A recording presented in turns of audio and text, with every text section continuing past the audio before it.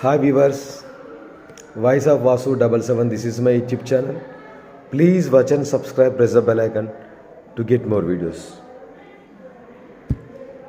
Burning topic today దేశద్రోహులు నమ్మకద్రోహులు ప్రపంచం లోపల ఎక్కువగా ఉన్నటువంటి దేశం ఏదైనా ఉందంటే అది మన ఇండియా అని చెప్పుకోవచ్చు, భారత్ అని చెప్పుకోవచ్చు. ఎందుకంటే చరిత్రను తిరిగేస్తే ఇప్పటి వరకు మన వాళ్ళే మనకు ద్రోహం చేస్తున్నారు. ఎగ్జాంపుల్ చెప్తాను.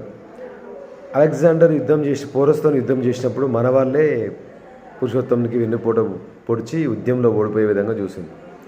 అదేవిధంగా పృథ్వీరాజ్ చౌహాన్ కూడా గోరితో యుద్ధం చేసినప్పుడు ఆయన కూడా వెన్నుపోటు పొడిచారు, అంటే మన దేశస్తులే. అక్బర్కు సహాయం చేసింది హల్దీఘాట్ యుద్ధం లోపల రాణా ప్రతాప్ సింగ్ వ్యతిరేకంగా రాజ్పుత్ రాజులు అక్బర్తో చేతులు కలిపి అతనికి వ్యతిరేకంగా పనిచేశారు. అదేవిధంగా ఔరంగజేబు దగ్గర కూడా ఈ మరాఠాలతో యుద్ధం చేసినప్పుడు మన వాళ్ళే వాళ్ళకు దక్కన్ సుల్తానులు వాళ్ళందరికీ మన వాళ్ళే హెల్ప్ చేశారు.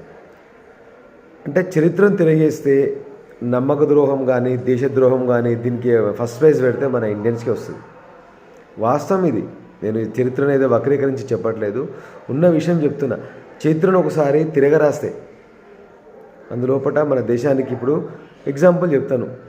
ప్రపంచం లోపల భారత్ విస్తీర్ణ పరంగా పెద్ద దేశము, జనాభా పరంగా పెద్ద దేశము. 1850 ఆ ప్రాంతం లోపల మన ఇండియా జనాభా 30 కోట్ల వరకు ఉండేది. అప్పుడు బ్రిటిష్, డచ్, పోర్చుగీసెస్ కానీ ఈ దేశాలు ఉన్నాయి కదా, బ్రిటిష్ వాళ్ళ జనాభా అప్పుడు 1 కోటి కూడా లేదు. కానీ వాడు మనని 200 సంవత్సరాలు ఇండియాను, భారత్ను పరిపాలించాడు. అది ఎట్లా సాధ్యమైంది? వాడు వచ్చేటప్పుడు ఏమైనా వాళ్ళ దేశం నుంచి 10 లక్షల మంది సైన్యాన్ని తీసుకొచ్చుకున్నాడా?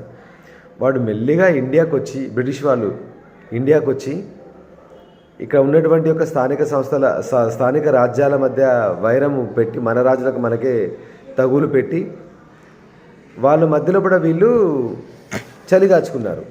అంటే మన వాళ్ళ లోపల ఐకమత్యం లేకనే 3వ వాడు ఎంట్రీ అయిపోయి వాడు ఇక్కడ కేవలం ఈస్ట్ ఇండియా కంపెనీ ఏర్పాటు చేసి కంపెనీ లోపల ఉన్నటువంటి సైనికులను రిక్రూట్మెంట్ చేసుకున్నట్టు. సైనికులంతా ఎవరు? భారతీయులే. జలియన్ వాలా బాగ్ లోపల సమావేశం ఏర్పాటు చేసుకున్నటువంటి భారతీయులను చంపింది కూడా భారతీయులే. అక్కడ మొత్తం ఏమైనా సైనికులంతా బ్రిటిష్ వాళ్ళే? ఏమన్నా బ్రిటిష్ నుంచి వచ్చినటువంటి వాళ్ళ కాదు కదా, ఇండియన్సే కదా. ఈస్ట్ ఇండియా కంపెనీ అంటే బ్రిటిష్ గవర్నమెంట్ కింద జీతభత్యాలకు పనిచేసేటువంటి వాళ్ళంతా మన సైనికులే. మంగల్ పాండే విషయంలో కూడా అదే జరిగింది. ముస్లిమ్స్కి ఏ విధంగా అయితే పంది కొవ్వుతో చేసిన బుల్లెట్లు వాడమని చెప్తే వాళ్ళు నిరాకరించారో, హిందువులకు కూడా ఆవు కొవ్వును పూసినటువంటి బుల్లెట్లను నోటితో తీసి వాడమని చెప్తేనే కదా మంగల్ పాండే కూడా వ్యతిరేకిస్తే అతను ఉరిదీశారు. ఈ బ్రిటిష్ వాళ్లకు ఇంత శక్తి ఎక్కడి నుంచి వచ్చింది? అంటే చరిత్రను అవగతం చేసుకుంటే ఇండియన్స్, భారతీయులు ఇంత నమ్మక ద్రోహులా? ఇప్పుడు బ్రిటిష్ వాళ్ళు అయితే వాళ్ళ సైన్యాన్ని తీసుకొని రాలేదు కదా, కొద్దిమంది అధికారులు వచ్చిండ్రు. ఇక్కడ ఉన్న సైన్యాన్ని అంటే మన భారతీయులనే సమీకరించుకొని సైన్యం లోపల ఉద్యోగాలు ఇచ్చి సైనికులుగా చేర్చుకొని మన భారతీయులపైనే దాడి చేసింది. ప్రతి ఉద్యమం లోపల మహాత్మా గాంధీ చేసిన క్విట్ ఇండియా ఉద్యమం కానీ ఇంకా ఏ ఉద్యమైనా సరే, లాలా లజపత్ రాయ్ని కొట్టి చంపినప్పుడు ఇదంతా ఎవరు చేసి? బ్రిటిష్ వాళ్ళు చేసారా?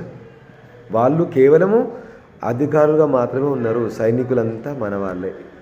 ఈ 30 కోట్ల మంది జనాభాలో ఉన్నటువంటి భారతీయులే బ్రిటిష్ వాళ్ళ సైనికుల కింద పనిచేసి దేశానికి ద్రోహం చేశారు. ఈ సైనికులే కనుక బ్రిటిష్ వారికి ఎదురు తిరిగి పోరాడితే బ్రిటిష్ వాళ్ళు ఉండేవాళ్ళ ఇక్కడ ఇండియా లోపల? అంటే ఇది నమ్మకద్రోహమే కదా, దేశద్రోహమే కదా. నమ్మకద్రోహము దేశం పట్ల నమ్మకద్రోహము, దేశం పట్ల దేశద్రోహం చేసింది మన వాళ్ళే. 200 సంవత్సరాలు బానిస బతుకులు బతికినామంటే ఎవరికి? మనమే బానిస బతుకులు. అంటే ఎవరో మహాత్మా గాంధీ, లాలా లజపత్ రాయ్, బాల గంగాధరకో, గోపాలకృష్ణ గోఖలేనో ఇట్లాంటి వ్యక్తులు ఉద్భవించి స్వాతంత్రం కావాలి, మీరు బానిస సంఖ్యలేకించి విముక్తి పొందాలని వాళ్ళ భాషణలు విని కొంతమంది గన్ను బట్టి, భగత్ సింగ్, రాజ్గురు, సుఖదేవ్ లాంటి వాళ్ళు గన్ను బట్టి దేశం కోసం పోరాడితేనే మనకు స్వాతంత్రం వచ్చింది. లేకపోతే ఇంకా 1000 ఏళ్ళ వరకు కూడా బ్రిటిష్ వాళ్ళ చేతి కిందనే బానిసలుగా బతికేవాళ్ళం. క్లియర్ కట్గా విషయం అర్థమవుతుంది. బ్రిటిష్ వాడైతే వాళ్ళ దేశం నుంచి 10 లక్షల సైన్యం తీసుకురాలేదు. కేవలం వాళ్ళు ఈస్ట్ ఇండియా కంపెనీ పెట్టి కంపెనీ కింద సుందర ద్రవ్యాలు ఎక్స్పోర్ట్ చేయడానికి వాళ్ళు కంపెనీ పెట్టి దేశాల మధ్య చిచ్చు పెట్టి రకరకాల సిద్ధాంతాలు తీసుకొచ్చి దేశాన్ని ఇక్కడ నుంచి ఉన్నటువంటి సంపదను మొత్తం కొలగొట్టుకుపోయారు. భారత్ బంగారు చిలక లాంటిది. అట్లాంటిది వజ్ర వైడూర్యాలు, గోల్డ్ ఎంతో విలువైన సంపదను, సుగంధ ద్రవ్యాలు, వీటిని మొత్తం కొల్లగొట్టుకుని వాళ్ళ దేశం ఇప్పుడు ఎకనామిక్గా స్టెబిలిటీ అయిపోయింది వాళ్ళది. మన దేశం ఇంకా డెవలప్డ్ కంట్రీ కాదు స్టిల్ ఇంకా ఇండియా. ఈ 10 సంవత్సరాల నుంచి మోడీ వచ్చినప్పటి నుంచి మంచి మంచి పాలసీ తీసుకొని జీడీపీ పరంగా త్రూఅవుట్ వరల్డ్లో కూడా 4th పొజిషన్కి వచ్చినాం. ఇండియా స్వతంత్రం వచ్చి 77 సంవత్సరాలు అవుతుంది మన దేశానికి. ఇంకా ఇండస్ట్రీస్, ఉపాధి అవకాశాలు, విద్య, వైద్యం ఇంకా మెరుగుపడాలి మన దేశం లోపల. ఎందుకు మెరుగుపడతలేవంటే అప్పటి నుంచి కూడా ఈ నమ్మక ద్రోహము, దేశద్రోహంతోనే మన దేశం ఈ విధంగా నాశనం అయిపోతుంది. స్టిల్ ఇప్పుడు ఒక ఎగ్జాంపుల్ చెప్తాను. రీసెంట్గా ఇండియా పాకిస్తాన్ మ్యాచ్ జరిగినప్పుడు మతపరంగా దేశం 2 విభజన జరిగినాయి. వాళ్ళు కరెక్ట్గా ఉన్నారు. మతపరంగా విడిపోయిన దేశం పాకిస్తాన్ కరెక్ట్గా ఉంది. మన ఇండియా లోపలనే ఉన్నటువంటి ముస్లిమ్స్ కూడా పాకిస్తాన్కి సపోర్ట్ చేస్తారు. ఇది ఎంతవరకు సమంజసం? ఇది కూడా నమ్మక ద్రోహమే కదా. ఇండియా లోపల నువ్వు నివసిస్తున్నావు అంటే తల్లితో సమానం దేశం.